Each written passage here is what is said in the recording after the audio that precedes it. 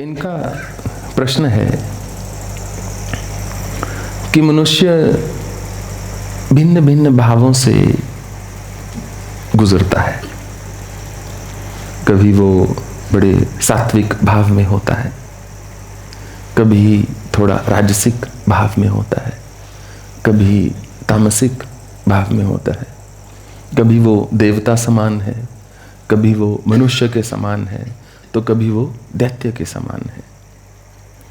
कैसे पता चले कि मनुष्य किस भाव में है?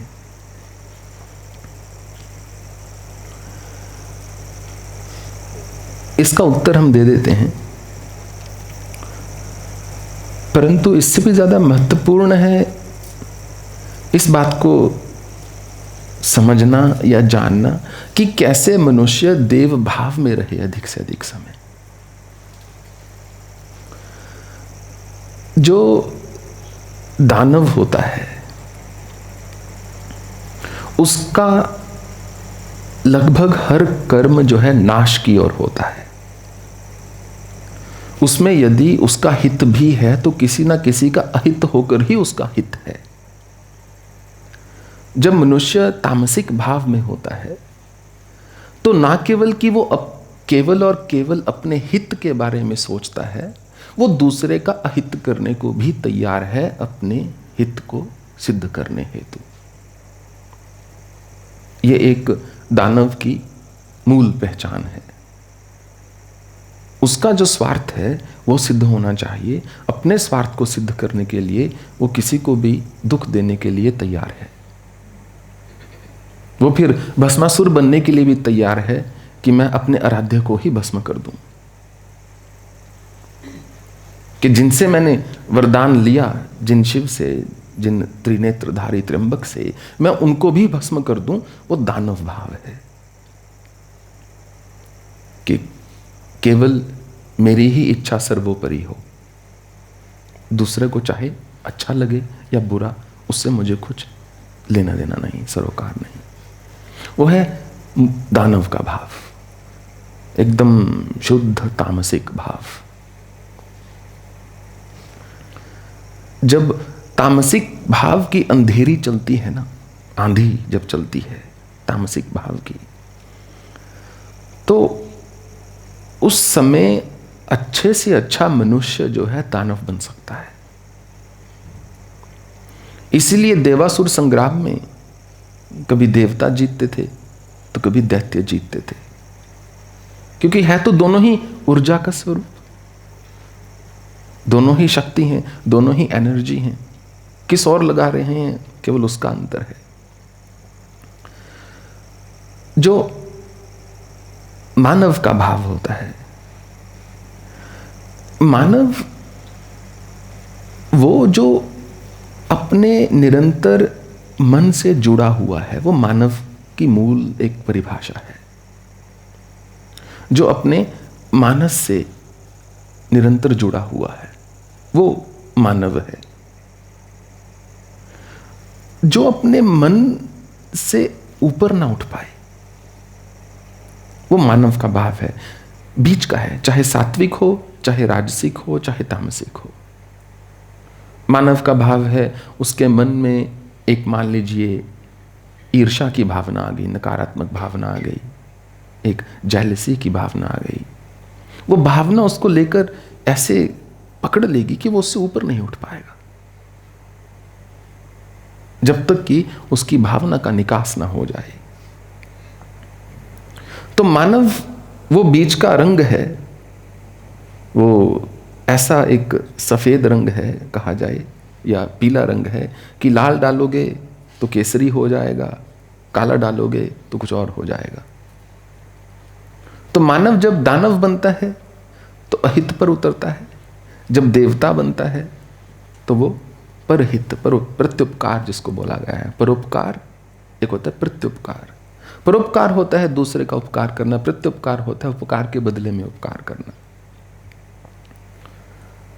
तो इंसान की वास्तव में यात्रा ये नहीं है कि वो मनुष्य से ईश्वर बन जाए। उसकी वास्तव में यात्रा यह है कि वो अपने मनुष्य तत्व को ही पहचान ले। एक अच्छा मनुष्य ही बन जाए वही बहुत है। दानव भाव में ना रहे हर समय।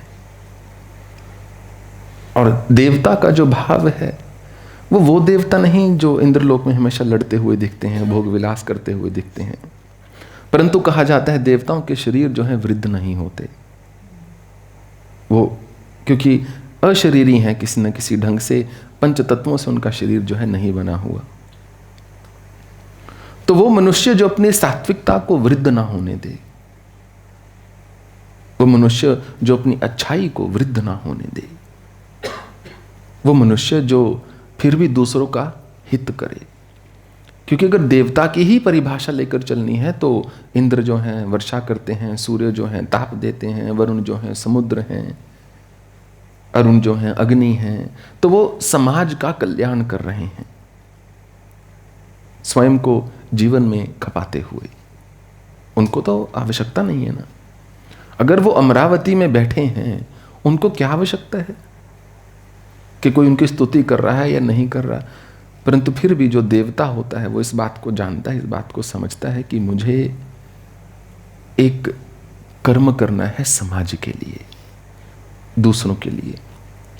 जो केवल अपने लिए जिए वो दानव, कि उसको अपने अलावा कुछ और दिखाई नहीं देता। जो कुछ अपने लिए जिए, कुछ दूसरों के लिए जिए, वो मानव। जो केवल दूसरों के लिए जिए वो देवता, वो शुद्ध सात्विक भाव है। और एक वो व्यक्ति जो उस पड़ाव पर पहुंच चुका है, आत्म साक्षात्कार को प्राप्त कर चुका है, या एक श्रेष्ठ संत कहा जाए या एक बुद्धिजीवी कहा जाए, और एक साधारण मनुष्य में या एक दानव में जिसकी दानव प्रवृत्ति बहुत बलवान होती है, उसमें बस एक ही मूल अंतर होता है। और वो मूल अंतर इतना सा है कि जब एक व्यक्ति जो एक अवस्था को पहुंच चुका है, जब उसका पतन होता है, उसको इस बात का ज्ञात होता है कि मेरा सत्व गुण का नाश हो रहा है। इस समय मैं सात्विक भाव में नहीं हूं, राजसिक या तामसिक भाव मुझे शोभा नहीं देता। जो व्यक्ति हर कार्य को प्रज्ञा के साथ, स्मृति के साथ, स्मरण के साथ, माइंडफुलनेस के साथ कर सके, उस स्मृति के भाव में वो किसी भी कर्म को चुने, फिर उसका चुनाव है, वो भावना में बहकर उस कर्म को नहीं कर रहा या कर रही, वो एक बौद्धिक चुनाव है। वो उस व्यक्ति की पहचान है जो उस स्वरूप को प्राप्त हो चुका है, जो कि एक अंतिम पड़ाव है, उसके बाद कुछ है नहीं। समुद्र के सामने आप खड़े हो गए, अब और क्या देखना है। एक कथा हमने बहुत पहले सुनाई थी, किसी ने बुद्ध से पूछा था कि कितना समय लगता है, जातक कथाएं जो बुद्ध की उसमें ये आती है, कितना समय लगता है मनुष्य को उस अवस्था तक पहुंचने के लिए जिसकी हमने बात की है। आत्म साक्षात्कार की प्राप्ति में कितना समय लगता है। तो बुद्ध ने कहा, शरीपुत्र, तुम एक सुमेरु पर्वत की कल्पना करो। मेरु पर्वत है शायद, है ना, मेरु या सुमेरु? मेरु और सुमेरु, सुमेरु है। तो सुमेरु पर्वत की मेरुदंड होता है स्पाइनल कॉर्ड, तो सुमेरु की कल्पना करो। सुमेरु एक समय पर पृथ्वी का सबसे बड़ा जो है पर्वत था, माउंट एवरेस्ट से भी कहीं कहीं गुना बड़ा। तुम कल्पना करो सुमेरु एक पर्वत है और उस पर एक पक्षी है जिसके पांव में, पंजे में एक रेशम का रुमाल बंधा हुआ है।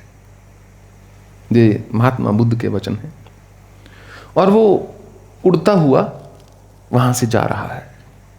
जब वो उड़ता हुआ जा रहा है तो थोड़ा सा उसके जो वो रुमाल है वो लग जाता है उस पर्वत से, आता जाता उस पर हल्का सा वो ऐसे सहलाता हुआ जा रहा है। जब वो इतनी बार गुजर जाए, वो पक्षी इतनी बार उस कागज से उसको सहला दे कि पूरा पर्वत जो है नीचे आ जाए, खत्म हो जाए, इतना उसका हो, इतना समय लगेगा उस व्यक्ति को आत्म साक्षात्कार की अवस्था में पहुंचने के लिए। Basically didn't give anybody any hope, it seems. पर कहीं ना कहीं ये एक घोर सत्य है, कटु सत्य है, क्योंकि चित्त की वृत्तियां इतना प्रबल होती हैं कि ना वो जल्दी जल्दी दीक्षा से जाती हैं, ना शिक्षा से जाती हैं, ना भिक्षा से जाती हैं, ना वो साधना से जाती हैं, ना वो गेरू वस्त्र से जाती हैं, ना वो श्वेत वस्त्र से जाती हैं, ना साधारण वस्त्र से जाती हैं, ना निर्वस्त्र होकर जाती हैं। सबने वो भी ट्राई किया। महावीर निर्वस्त्र हो गए, दिगंबर हो गए, हमारे नागा साधु दिगंबर हो गए। भगवान शिव का नाम है अंबरा दिगंबरा। अंबर ही जिनका दिगंबर हो, अंबर ही जिनका वस्त्र है वो दिगंबर हो गए। वृत्तियां क्योंकि भीतर हैं, मन के भीतर, जहां भी जाते हो साथ चली जाती हैं। तो जो वृत्तियों को समझ सके, जो वृत्तियों को धो सके, वो व्यक्ति उस अवस्था तक पहुंचता है। क्योंकि जब तक वृत्तियां रहती हैं तब तक आप समाज के अनुरूप चलोगे। अच्छा कर्म भी करना आसान नहीं है समाज में। आपको रोकने वाले बहुत होंगे। आप सन्मार्ग पर भी चलना चाहें, मान लीजिए आश्रम भी आना चाहें, बहुत होंगे, पागल हो गए हो, कहां जा रहे हो, कमी नहीं है। आप कहीं दान भी देना चाहें, हाथ रोकने वाले बहुत होंगे, क्या जरूरत है 100 रुपए देने, 10 रुपए दे दो, ना देना है ना देने देंगे। तो उसके लिए कहीं ना कहीं एक आंतरिक भाव इतना प्रबल होना चाहिए कि मनुष्य एक जब निर्णय कर ले उस पर चल पाए। क्योंकि बार बार एक ही अड़चन है, वृत्तियां। 10 घंटे किसी को पढ़ना है, एक ही घंटे में थक जाता है, वृत्ति। किसी को 4 घंटे सोना चाहिए, वो 10 घंटे सो रहा है, वृत्ति। कोई प्रेम से रहना चाहता है पर नहीं रह पाता, वृत्ति। कोई क्रोध नहीं करना चाहता पर किए बिना रहा नहीं जाता, वृत्ति। कोई कम खाना चाहता है पर भोजन आते ही जय माता दी, वृत्ति। तो वृत्ति जब प्रवृत्ति हो जाती है किसी सात्विकता में, वृत्ति जब लग जाती है, उसको प्रवृत्ति बोला गया है, तो मनुष्य को विकृत होने से बचा लेती है। वृत्ति जब लगा दी किसी सात्विक जगह पर, तो वहां से ही आपको सारा जो है बल आएगा, वहीं से आपको सारी जो है प्रेरणा मिलेगी। और वृत्ति को एक जगह लगाना ही सारी साधना है। वही जो है दानव से देव का रास्ता है कि मैं अपनी वृत्ति को एक जगह लगा दूंगा। जब मैंने निर्णय कर लिया कि मुझे कुछ करना है, तो उसमें मैं अपनी वृत्तियों को आड़े नहीं आने दूंगा। मेरा चित्त ना उस समय चिंतन करेगा, ना मेरा मन जो है किसी चीज को लेकर आकांक्षा करेगा, ना मेरी बुद्धि किसी और चीज को लेकर निश्चय करेगी, ना मेरा अहंकार बीच में आकर मुझे रोकने वाला है। कि मैं वृत्ति को प्रवृत्ति में लगाऊंगा तो ही निवृत्ति में जा सकता हूं। और ये 2 ही मार्ग हैं, प्रवृत्ति और निवृत्ति। प्रवृत्ति मार्ग जो मनुष्य संसार में रहकर अपनी वृत्तियों को लगा सके संसारिक कार्यों में, आध्यात्मिक कार्यों में। निवृत्ति का मार्ग जो अपने आप को सब संबंधों से, सब उन कार्यों क्रियाकलापों से निवृत्त कर दे कि मुझे अब एक ही जगह अपनी वृत्ति को लगाना है। इतनी सी यात्रा है।